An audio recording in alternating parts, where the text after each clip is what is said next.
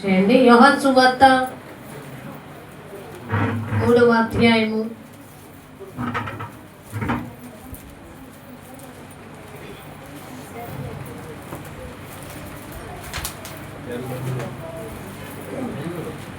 20వ వచనం. దుష్కార్యము చేయు ప్రతివాడును వెలుగును ద్వేషించు, తమ క్రియలు చెడ్డమైనందున మనుషులు వెలుగును ప్రేమింపక చీకటినే ప్రేమించేది. ప్రార్థన చేసుకుందాం. జాగ్రత్తగా ఇప్పటి వరకు విన్నారు. మరి కొంచెం సమయం మీరు దేవుని వాక్యానికి సమ్మతి గల మనసుతో మీరు వినాలని ఆలోచన. మా ప్రియుడ యేసయ్య మీకు వందనాలు చెల్లిస్తున్నాం. శక్తి గల నీ మాటలతో నైనా మమ్మల్ని ఆదరించండి, బలపరచండి. నీ మాటలకే నైనా మేము నైనా ప్రభు ఎదురు చూస్తూ శరీర ఆహారానికే ప్రయాసపడే మేము ఆత్మీయ ఆహారానికి ప్రయాసపడకపోతే ఈ ఆత్మ జలములపై ఎల్లాడుతుంది అని అంటున్నారు. గ్రహించగలిగే వారిని లేవనెత్తే వారు కావాలంటున్నారు. నీ కృపగల జ్ఞానంతో నన్ను నింపండి, నీ బిడ్డలకు కావాల్సిన ఆహారాన్ని అందించమని మనసారా నేను కోరుకుంటూ బ్రతిమలాడుకుంటూ యేసు నామమున ఈ ప్రార్థన మీకు సమర్పిస్తున్నాం తండ్రి, ఆమేన్. దేవునికి ఒకసారి స్తోత్రం చెప్తారండి. తిరిగే వాళ్ళ వైపు చూడండి, డైరెక్ట్గా వాక్యం వైపు. మీకు చూడాలనిపిస్తే నన్ను కూడా చూస్తూ కూర్చొని శ్రద్ధ కలిగి మాటలు వినండి. దుష్కార్యము చేయు ప్రతివాడు దేన్ని ద్వేషిస్తాడటండి? మనకి తెలుసు కదా, నరుని ఆత్మ యెహోవా పెట్టిన. మరి చెడ్డ కార్యాలు చేయాలి అనుకున్న ప్రతివాడు కూడా వెలుగుని ద్వేషిస్తున్నాడు. యెహోవా ఆత్మ జలములపై ఏం చేస్తుందట? అల్లాడుతుంది. కానీ దేవుడు వెలుగును కలుగు చేస్తే ఈ ఆత్మ కలుగు చేసిన దేవునినే ధిక్కారంతో చూస్తుందంట. ఆలోచించారండి.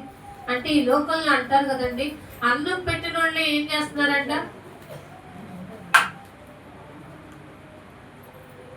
ఈ లోకంలో ఏం చేస్తారంట? అన్నం పెట్టిన వాళ్ళే, సహాయం చేసిన వాళ్ళే, లేదా దిక్కు లేనప్పుడు నేను ఆదరిస్తేనే నన్నే అంటున్నారని బాధపడే మనుషులకు మరి సర్వ సృష్టికర్త అయిన దేవుడు అంటున్న మాట, వాళ్ళకి అసలు ఆత్మ అనేది నేను పెట్టిన దీపం. ఆ ఆత్మకి శరీరం అనే తొడుగును నేను ఇచ్చినప్పుడు వారు దుష్కార్యములు చేస్తూ దేవుడిని ద్వేషించే స్థితికి వెళ్ళిపోయారంటే వాళ్ళ చెడ్డ క్రియలు దేహంతో జరిగిస్తూ దేవుడిని దుఃఖపరుస్తున్నారు. ఇప్పుడు మీరు అందరూ చాలా సంతోషంగా ఉన్నారు కదా. అంటే మనం అనుకునే క్రిస్మస్ సంబరాల్లో బ్రతికేస్తున్నామా, లేదా దేవుడు అనుకునే క్రిస్మస్ సంబరాల్లో మనం బ్రతుకుతున్నామా? రెండింటికి తేడా ఉందంటారా లేదంటారండి? మనం అనుకునే క్రిస్మస్ సంబరాలు ఏంటి చెప్పండి? మా చరిత బాగా చెప్తుంది కదా, ప్రయాసపడింది. కొత్తగా కనపడాలి, కొత్తగా ఉండాలి. చేసుకోండి, తప్పులేదు. కానీ దేవుడు అనుకునే క్రిస్మస్ ఏంటి చెప్పండి? దేవుడు మన నుంచి కోరుకునే క్రిస్మస్ ఏంటండి? ఆయనని సత్యముతో ఆత్మతో ఆరాధించేవారు కావాలి. ప్రభువా నీ కోసం నేనున్నాను, నేను నిన్ను అలా ఆరాధించగలను అని చెప్పే మనోధైర్యం మీరు ఎవరికుందో ఆలోచించుకోండి. తప్పు లేదండి. మనం చక్కగా మంచి బట్టలు దుస్తులు వేసుకోవచ్చు, ఆనందంగా ఉండొచ్చు.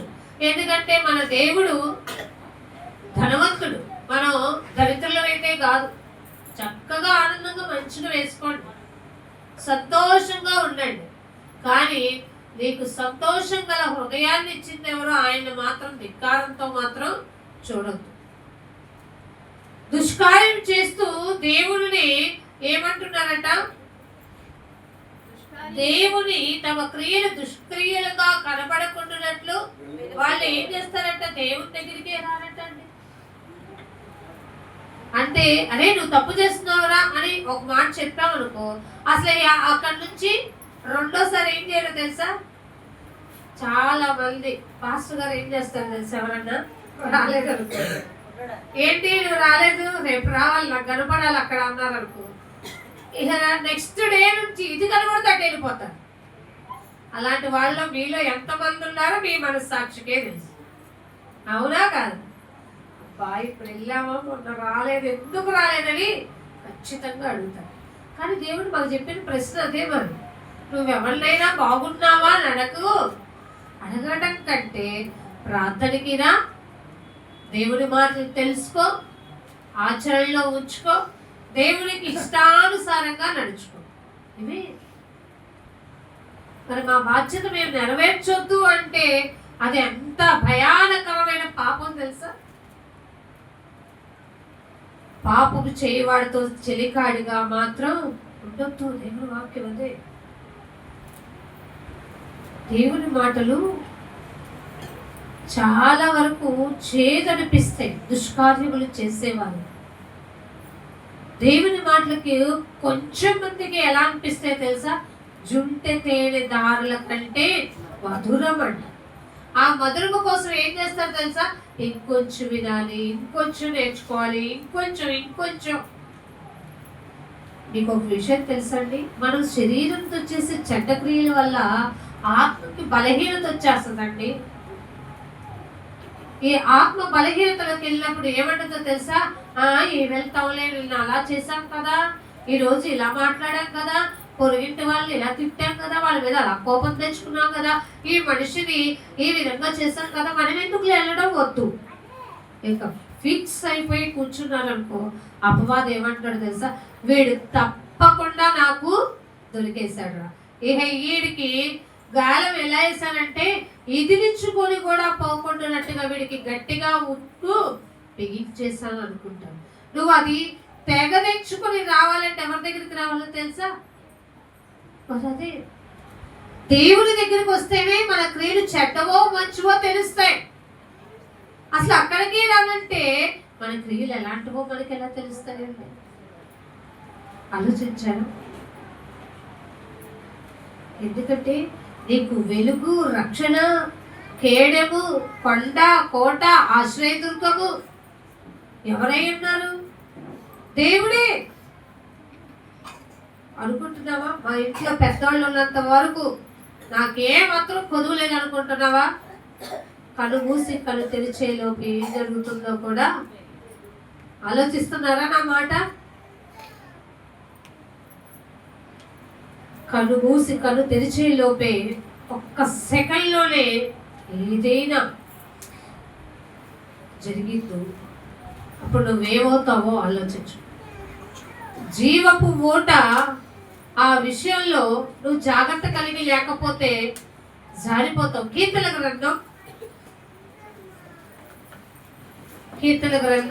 119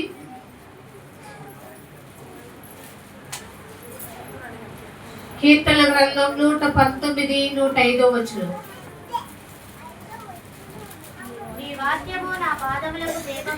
అర్థమైందండి?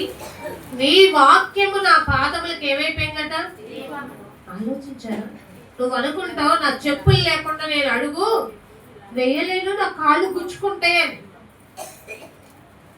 అవి ఎంత అవసరమో నీకు తెలుస్తుందో నీ జీవితానికి, నీ ఆత్మీయతకి, నువ్వు నిత్య జీవానికి వెళ్ళడానికి నీ వాక్యము నీకు అంత మరి దీపంగా పనిచేస్తుందట. చదవండి. నాకు త్రోవ చూపిస్తుంది కాబట్టి నా త్రోవ ఎలా అయిపోతుంది? మంచిగా అయిపోతుంది. ఇక చెడ్డ క్రియల జోలికి నేను వెళ్ళాల్సిన అవసరం లేదు. ఎవడు నన్ను ఏలెత్తి చూపించడు. ఎవడు ఏంట్రా ప్రార్థనకు రాలేదంటాడు. నేను ప్రార్థనకు వస్తున్నాను, మంచి మాటలు నేర్చుకుంటున్నాను, నీ వెలుగు జీవపు ఓటలాగా ఉంది అనుకునే రీతిలో నువ్వు ఉండాలి. దేవుడు మనకు భూమి మీద ఊపిరితో మంచిగా ఉన్నప్పుడే అన్నీ చెప్తున్నాడండి మనకి. కానీ వినపడకుండానట్లు, కనిపించకుండానట్లు, లేకపోతే మంచి నేర్పే చోటకి వెళ్ళకుండానట్లు మనమే ఏం చేసామో తెలుసా? గిరి గీసుకొని కూర్చున్నాం. కూర్చొని ఏమంటున్నావు తెలుసా, అసలు చెప్పేవారు కూడా మా దగ్గరికి రాకపోతే బాగుండు అనుకునే స్థితిలోకి వెళ్ళిపోతే అర్థమైందండి మనం ఎంత అభాగ్యంలో అయిపోతామో ఆలోచించుకోండి. మనిషి జీవితమే దేవుడు పెట్టిన భిక్ష. దేవుడు నిన్ను ధన్యకరంగా వాడాలనుకుంటున్నాడు. దేవుడికి నువ్వు అమూల్యమైన దానిగా కావాలి. మరి అమూల్యమైన దానిగా నిన్ను నన్ను చూసుకుంటున్నప్పుడు దేవుని దగ్గరికి వెళ్ళకుండా చెడ్డ క్రియల దగ్గరికి, చీకటి దగ్గరికి, అపవాది దగ్గరికి, లోకంలో ఆశల వైపు పరుగులు తీస్తూ తీస్తూ తీస్తూ అలసిపోయి సమసిపోయి ఇక నా బ్రతుకు ఇంతే, ఇంకెందుకు నాకు ఏది వాళ్ళు అక్కడికి వచ్చినంత మాత్రం ఏం జరుగుతులే, దేవుడు నా రాత ఇలా రాశాడు, ఇంకెందుకు నేను అంతా అయిపోయిన తర్వాత ఆ దేవుడైనా ఏం చేస్తాడులే అని అనుకుంటూ ఈ బ్రతుకు ఒక అర్థం అంటూ లేదనుకొని అయోమయ స్థితిలో పడిపోతున్నామేమో ఆలోచించుకో. ఈ లోకం నీకు అదే చెప్తుంది, నీ బ్రతుకే దరిద్రము అని. కానీ దేవుడు ఏమంటాడో తెలుసా, నీవు నాకు మహిమకరంగా వాడబడాలి, నిన్ను నేను వాడుకుంటా, నువ్వు నా సాక్షిగా జీవించాలి అంటాడు. మనుషులు త్రోసివేసిందే దేవునికి ఏంటో తెలుసా, అమూల్యమైనది. నువ్వు ఎంత విలువ తెలుసా నీకు? నువ్వు కొనుక్కున్న వస్త్రాల కన్నా, వేసుకున్న ఆభరణాల కన్నా, కట్టుకున్న ఇల్లు కన్నా, దాచుకున్న బ్యాంకు బ్యాలెన్స్ కన్నా కూడా దేవునికి నువ్వు విలువైన దాన్ని. ఈ విలువైన వస్తువు దేవుడికి అర్హమైన పాత్రగా, అంటే దేవుడు ఎలా నిన్ను ఉపయోగించుకోవాలనుకుంటున్నాడో నువ్వు అలా ఉపయోగపడగలగాలి. లేకపోతే దేవుడికి కోపం వస్తే నిన్ను ఒకటి చొరక వేసైనా సరే నిన్ను ఏం చేస్తాడో తెలుసా, మాటలు వినిపిస్తాడు. జాగ్రత్తగా వినండి. ఆ వెలుగు, ఆ విలువ తెలియకనే మరి దమస్కు మార్గంలో మన ఒక వ్యక్తి ఉన్నాడు కదండి. ఆ వ్యక్తి ఎవరు ఆలోచించారు? దమస్కు మార్గంలో ఉన్న సౌలుకి ఆ దేవుని యొక్క వెలుగు విలువ తెలిసేలాగా దేవుడు ఎలా ఏర్పాటు చేసుకున్నాడు తెలుసా? ఈనాడు నీకు కూడా నీ చెవులకి వినపడేలాగా ఉన్నాయి అంటే, వినపడుతున్నా పట్టించుకోకుండా ఉన్నావు అంటే దాని అర్థం ఏంటో తెలుసా? నిర్లక్ష్యం. అమ్మా నీకు ఆరోగ్యం చెడిపోద్ది అంటే నువ్వు నిర్లక్ష్య పడిచావు అనుకో, రేపటి దినానికి ఇంకా కనపడు. డాక్టర్ దగ్గరికి వెళ్ళి అమ్మ జాగ్రత్త, టైం దగ్గరకు వచ్చిందంటే అమ్మ బాబాయ్ నేను కాలు తీసి కాలు పడేక కింద పెట్టను, చేతితో మంచినీళ్ళు కూడా తీసుకొని చాలా జాగ్రత్తగా ఉంటాం. ఎందుకంటే నీకు ప్రాణభయం ఎక్కువ. ఆలోచించారండి? ఆ ప్రాణభయంతోనే జీవితాన్ని గడిపేసామనుకో ఈ లోకల్లో దుష్కార్యాలు చేసే రీతిలోనే ఉండిపోతాం. ఎందుకంటే మీరు నా మాట విన్నట్లు ఆ పిల్లలు ఎదురుతాడు చూస్తున్నారు, ఆడుకోండి లేకపోతే కాసేపు. మీలాంటి వాళ్ళు చూసినప్పుడు అంటే మాకు చెప్పాలనిపించదండి, మీ వల్ల కొంతమంది వాళ్ళు డిస్టర్బ్ అయిపోతుంది. జాగ్రత్తగా పావుగంట అంటే జాగ్రత్తగా కూర్చోలేరా?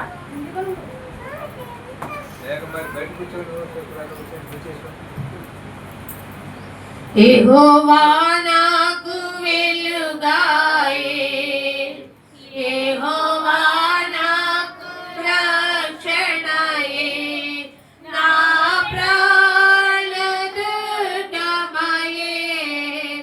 నేను ఎవరికి ఎన్నడూ భయపడను, నేను ఎవరికి ఎన్నడూ భయపడను. అంటే ఈ లోక మనుషులకి నేను భయపడ్డాను కాదు. దేవుడు నాకు వెలుగైనప్పుడు నేను మాట ద్వారా కానీ, పవిత్రత ద్వారా కానీ, ప్రేమ ద్వారా కానీ నన్ను ఏలెత్తి చూపే విధంగా నేను నడుచుకోను. కాబట్టి నేను ఈ లోకపరమైన విషయాల్లో భయపడాల్సిన అవసరం లేదు. అదే దేవుని మాటలు నాలోకి వెళ్ళలేదనుకోండి, నేనేం చేయాలో తెలుసా? తప్పకుండా పడిపోతాను. యోహాను సువార్త 8వ అధ్యాయం, యోహాను సువార్త 8వ అధ్యాయం 12వ వచనం. మరలా యేసు మరలా యేసు నేను లోకములకు వెలుగును, నన్ను వెంబడించువాడు చీకటిలో నడువక జీవపు వెలుగు కలిగి ఉండునని వారితో చెప్పెను. యేసు ప్రభువుని మనం వెంబడిస్తే, యేసు యొక్క ఆజ్ఞల్ని, న్యాయ విధుల్ని, ఆయన చెప్పిన విధి అని మనకు తెలిపిన దాన్ని మనం గనక అనుసరించి నడుచుకున్నామనుకో, మనకు ఒక ఓటు వస్తుందంట. ఏంటది? బ్యాంకు బ్యాలెన్స్ ఓటా, కట్టల ఓట, జీవపు ఓట. ఈ ఓట తవ్వే కొద్దీ వస్తూనే ఉంటుంది. ఎందుకంటే ఈ భూమి మీద మనం పడిన ప్రయాసను బట్టే అక్కడ బహుమానాన్ని పొందుకోగలుగుతాం. ఈ రోజు నువ్వు దేవుని సన్నిధానానికి వచ్చిన నీవు ఒక తీర్మానంతో జీవించు. యేసయ్య, నీ వెలుగు రక్షణలో నేనుంటే నా జీవితం బాగుపడుతుంది. చీకటి అంధకారంలో నేను బ్రతికితే నా బ్రతుకు ఏమైపోతుందో తెలుసా? ధ్వంసమైపోతుంది. నీకు తెలుసు ఏది విలువైనదో, నీకు తెలుసు ఎంత గొప్ప ఆలోచనతో నువ్వు ఉండాలో నీకు తెలుసు. కీర్తన గ్రంథం 56లో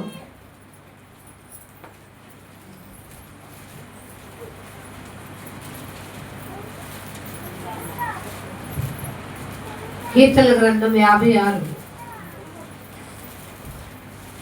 12వ వచనం. దేవా, నీవు మరణంలో నుండి నా ప్రాణమును తప్పించి ఉన్నావు. దేవా, నీవు మరణంలో నుండి నా ప్రాణమును తప్పించి ఉన్నావు. ఎప్పుడు తప్పిస్తాడంటే దేవుడు మరణంలో నుండి ప్రాణాన్ని? దానిపై వచనం 11వ వచనం. నేను దేవుని యందు నమ్మిక ఉంచి ఉన్నాను, నేను భయపడను, నరులు నన్నేమి చేయగలరు? నేను దేవుని యందు నమ్మకము కలిగి జీవిస్తున్నాను కాబట్టి నేను భయపడను, నరులు నన్నేమి చేయగలరు. అర్థమవుతుంది. ఎందుకంటే దేవుడు మన పక్షం ఉండగా మనకి విరోధి. దేవుడు పక్షాన మనం లేకపోయామనుకో, ప్రతి ఒక్కడో, చిన్నవాడేంటి, పెద్దవాడేంటి, అర్థమైందండి, నీ తోటివాడేంటి, ప్రతి ఒక్కడు నీకు ఏమైపోతాడు తెలుసా? యాంటీ అయిపోతాడు. ఏంటి ఆ మాట? చిన్నపిల్లడు కూడా లెక్క చేయట్లేదు. ఏంటంటే మరి ఈ మాటకు అంత విలువద్దనమాట. అందుకని ఎవరికి కూడా మనకు ఏలెత్తి చూపుకుంటున్నట్లు జాగ్రత్తగా ఉండాలి. ఉన్నప్పుడే నువ్వు మరణములో నుండి తప్పించబడదు. ఈ లోకపరమైన మరణం అందరికీ వస్తుంది తప్పకుండా. అనేక సార్లు మీ యథార్థతను బట్టి దేవుడు చూసి వాటి నుండి మీకు స్వస్థతను ఇస్తాడు. కానీ ఈ లోకము విడిచి వెళ్ళిపోయిన తర్వాత, మరణించిన తర్వాత కూడా క్రీస్తు వెలుగులో నువ్వు ఉండి మృతి చెందితే తిరిగి లేపబడతాం. దానికోసం ఇప్పుడు ప్రయాసపడాలండి. చదువుకునేవాడు అడుగుతాడు, చదువు ఏం ఉద్ధరించాలంట అంటే మీ సమాధానం ఏమంటారు చెప్పండి? ఇప్పుడు చదువుకునే పిల్లాడు వెళ్ళి రోజు చదువు అంటున్నావు, చదువుకొని నేను ఏం ఉద్ధరించాలి, ఏం చేయాలి అని అంటే ఏమంటావు? అరే తర్వాత నువ్వు ఎవరి కాలానికి వచ్చేసరికి నీ భవిష్యత్తు సూపర్ ఉంటుందా, ఎవ్వడో నేను అడగవసరం, నువ్వే ప్రతి ఒక్కడికి ఇచ్చేవాడిగా ఉంటావు అని చెప్పి చదవరా అని నీవు వెళ్ళరా ప్రార్థనకి, వినరా అంటే వాడు వినట్లేదు అంటే వాడికి పరివర్తన వచ్చే విధంగా నడుచుకోవాల్సింది తల్లిదండ్రులమైనా పెద్దవాళ్ళమైనా మనమే. రేపటి దినమున వాడిని ప్రార్థనకి వెళ్ళేది ఏంట్రా అంటే, ముందు నువ్వు వెళ్ళావా చెప్పు అన్నాడు అనుకో, నువ్వేమంటావు? ఆలోచించావా? పిల్లలకి సరిచేద్దాం, కానీ ముందు పెద్దవాళ్ళు సరవ్వాలి. జీవపు వెలుగులోకి రావటానికి ప్రయత్నం చేస్తే నువ్వు మరణంలో నుండి నీ ప్రాణం తప్పించబడుతుంది. ఇక్కడ అంటున్నాడు, నేను జీవపు వెలుగులో దేవుని సన్నిధిని సంచరించినప్పుడు నేనేమవుతాను తెలుసా? జారి పడకుండా నీవు నా పాదములను. అర్థమైందండి? అపవాది ఏం చేస్తాడో తెలుసా, నువ్వు మెల్లిమెల్లిగా దేవుని యొక్క అడుగుజాడల్లో నడుస్తున్నప్పుడు చాలా వరకు అందరూ ఫస్ట్ ప్రార్థనకు రాగానే ఏం నేర్చుకుంటారు తెలుసా, అసలు దేవుని సన్నిధికి ఫస్ట్ ఎంటర్ అవడం అయిన తర్వాత ఫస్ట్ ఏం నేర్చుకుంటారు తెలుసా, రాగానే క్రైస్తవ బిడ్డలు అంటే చేతులు ఎత్తి నోరు తెరిచి వందనాలు అని చెప్పాలి. తర్వాత రాగానే పెద్ద భక్తి పనులాగా మనం ఏమేసేయాలి, వేసుకోండి తప్పలేదు, వేసుకుంటాం. ఈ రెండు ఓకే ఇక్కడ వరకు మాకు.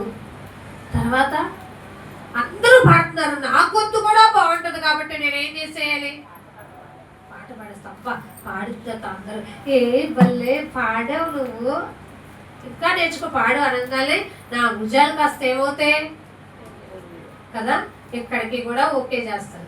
తర్వాత అందరికి ప్రార్థన చేయటం మొదలెడతారు. వాక్యం చదువుతున్నప్పుడు నీకు చదవచ్చుగా చదువు అన్నారు అనుకో, అక్కడికి ఓకే, కష్టపడి కుంటుకుంటూనో నెట్టుకుంటానో చదివేస్తాను. ప్రార్థన చేయమన్నప్పుడు ఎట్లాగో ప్రార్థన నేర్పిస్తారు కాబట్టి 4 ముక్కలు పాస్టర్ గారు మరీ చెబుతారు, అవి కూడా చెప్పాను. తర్వాత స్టెప్ ఏనబ్బా, వాళ్ళు తోసినా నేను వెళ్ళలేకపోతున్నాను. ఏంటో తెలుసా, పశ్చాత్తాపడలేకపోతున్నాను. రక్షణ సంగతి భగవంతుడు ఎరుగు. ముందు మన హృదయంలో మనం చేసిన దానికి ఏం కలగాలి తెలుసా, ఇది తప్పు నేను చేసింది, ఇప్పటి వరకు నేను ఇలా నడుచుకున్నానా, నా ప్రవర్తన దేవునికి ఇలా ఉందా, నన్ను కన్న తండ్రి నన్ను చూసి సంతాపపడుతున్నాడా, అయ్యో అని నువ్వు చేసిన దానికి నీకే బాధ కలిగి ఏమవ్వాలో తెలుసా, పశ్చాత్తాపం రావాలండి. పశ్చాత్తాపం కలిగినప్పుడే నీలో నీ మనసు మారుతుంది. అప్పుడు అంటావు, నేను బాప్తిసం తీసుకోవాలనుకుంటున్నాను. తీసుకున్న నీవు ఇక్కడ కూడా స్టెప్ వేస్తారండి. తర్వాత ఏం చేస్తారు తెలుసా, స్థిర విశ్వాసంలో ఉండలేకపోతారు. శరీర బలహీనతలు వాళ్ళని పట్టి మళ్ళీ వెనకకి లాగుతూ ఉంటాయి. అంటే నీ జీవితంలో నీకు సరైన నిర్ణయాలు తీసుకోగలిగిన ఆ యొక్క క్యాపబిలిటీ లేదు. దేవుడు అంటున్నాడు, మనుషుడా నేను నీకు ఆలోచన చెప్తా, ఎక్కడికి వస్తే నా సన్నిధానానికి వచ్చి నా వెలుగు విలువ నీకు తెలిసినప్పుడు నేను నీకు ఆలోచన చెప్తా, నడవలసిన మార్గాన్ని బోధిస్తా, ఆ మార్గంలో నీకు ఎదురైన ఆటంకులు ఉంటాయే వాటిని కూడా నేను తొలగిస్తా. ఇంకేంటి నీకు బాధ అంటే, అదే ప్రభు కష్టం, నువ్వు తొలగించేలేపై నేను తట్టుకోగలిగిన శక్తి. మనిషి మూర్ఖుడు మరి దుష్టక్రియలు చేయడానికి ఎంత ఆలోచన చూడండి. దాహం అయితే దగ్గరికి వెళ్ళి నీళ్లు పట్టుకొని తాగటానికి ప్రయత్నించే మనము, దేవుడు కార్యము చేస్తాడు, నేను నమ్మాను, తప్పకుండా నేను నా నిరీక్షను కోల్పోను, నేను నమ్మిన దేవుడు సజీవుడు అనే ఆలోచన లేకుండా స్థిరత్వం లేకుండా జారిపోతున్నాడు. నీవు దేవుని సన్నిధానానికి వచ్చావా, దేవుని వెలుగు విలువ తెలుసుకున్నావా, మరణం నుండి రక్షింపబడతావు. జారి పడకుండా దేవుడు నీ పాదాలను ఏం చేస్తాడు తెలుసా, అంటే తప్పు చేసిన మనల్ని సరిచేస్తాడు, ఆలోచన లేని మనకి ఆలోచన చెప్తాడు, ఎటు వెళ్ళాలో తెలియని మనకి ఎటు వెళ్ళాలో చెప్తారు. అయ్యో ప్రభా నేను నిలకడగా ఉండలేకపోతున్నానంటే, ఉండు నేను వస్తున్నా, నేను నీకు సపోర్ట్ ఇస్తా, నేను నిలబెడతా అని చెప్తున్నాడు. ఇన్ని మంచి పనులు చేస్తున్న దేవుని యొక్క జీవపు ఊటని, దేవుని యొక్క వెలుగుని నిర్లక్ష్యం చేసి ఎంత ధైర్యంగా ఈ భూలోకంలో బ్రతికేస్తాననుకుంటున్నావు? ఎన్ని బస్ యాక్సిడెంట్లు అండి ఈ డిసెంబర్ మాసంలో మనం చూసింది తెలుసా మీకు? ఎంత ఆనందంతో పరిగెడుతున్నారో అంత గుండె బాదుకునే రోజుల్లో తిరిగి వస్తున్నారు జనం.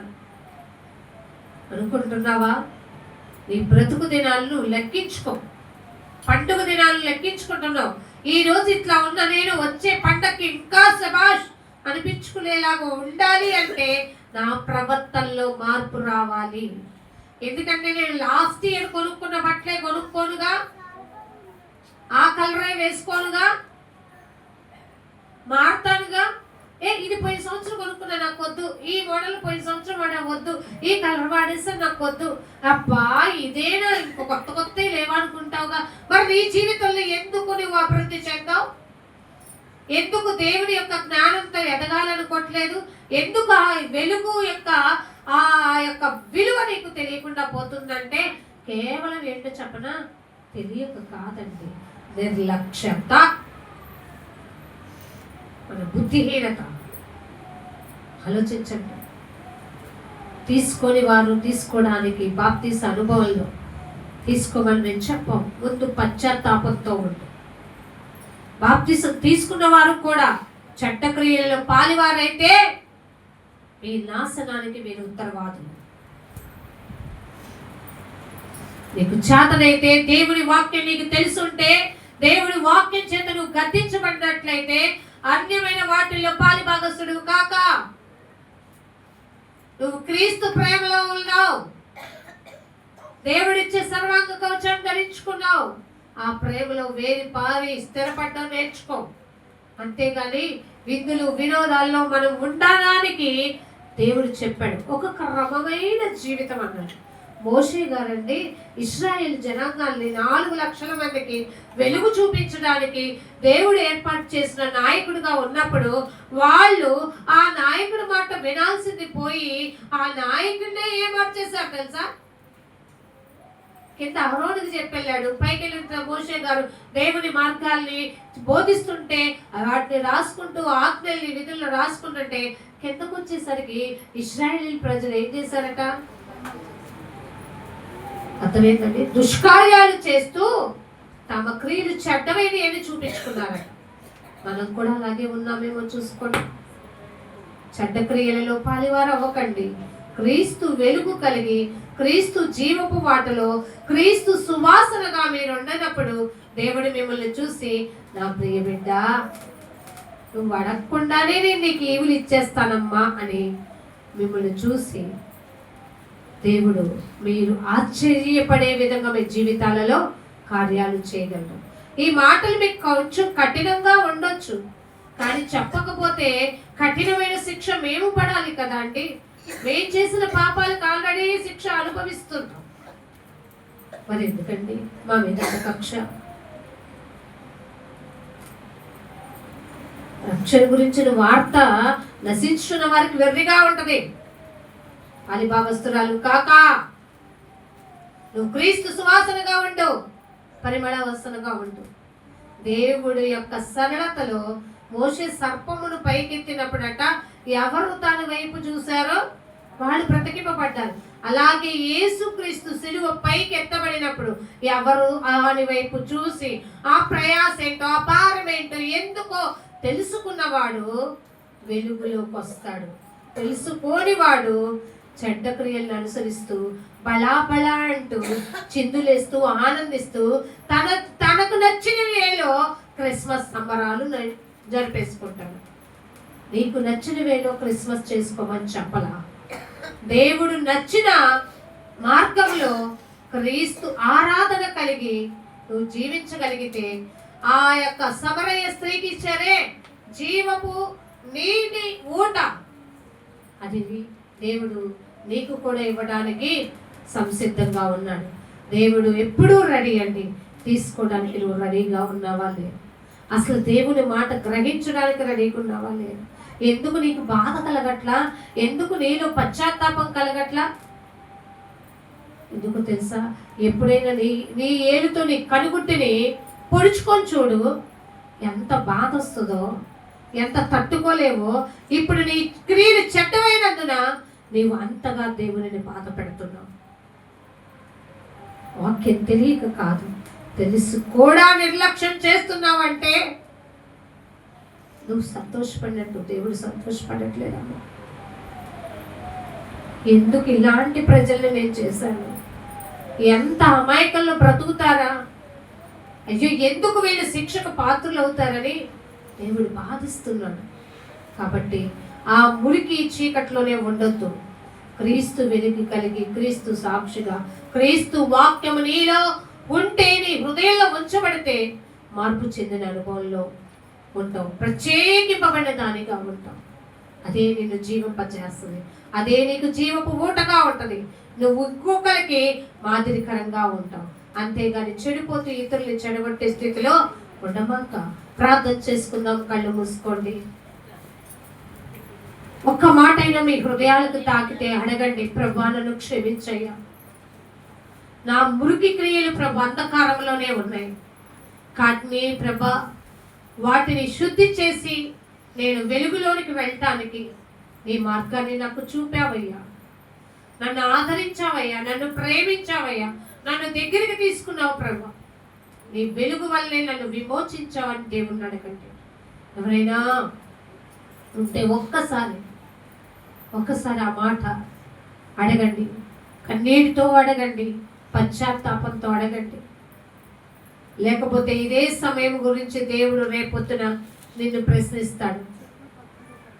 విన్నావు కదా, అక్కడే ఉన్నావు కదా, మాటలు చెప్పారు కదా, ఎందుకు నీ హృదయం కదిలింపబడలేదని అడుగుతాడు దేవుడు. ఏం సమాధానం చెప్తావు ఆలోచించు. నీ క్రియలు చెడ్డవిగా ఉన్నాయని నీ మీద అసహ్యం వేయట్లేదా? నీ క్రియలు సరిచేసుకొని దేవుని యొక్క సాక్షిగా నిలబడాలని ఆలోచన నీకు రావట్లేదా? నువ్వు అనుకుంటే నువ్వు బ్రతకట్లా ఈ భూలోకంలో, నువ్వు అనుకుంటే చనిపోవి ఈ లోకంలో. దేవుడు పెట్టిన దయాపేక్ష ఒక్కసారి ఆలోచించుకో.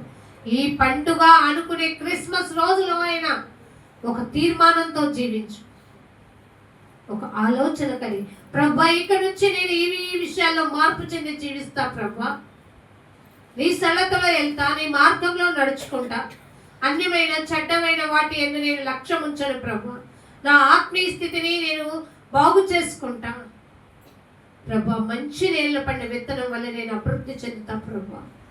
ఎందుకంటే నాకు ఈ లోకపు మరణము నుండి నేను తప్పించబడినా, ఆ రెండవ మరణం నుండి తప్పించబడి క్రీస్తు వెలుగులో నేను ఉండాలి ప్రభా, నాకు అది కావాలి ప్రభా, నన్ను క్షమించండి, నన్ను మీ హక్కున చేర్చుకోండి అని అడగండి.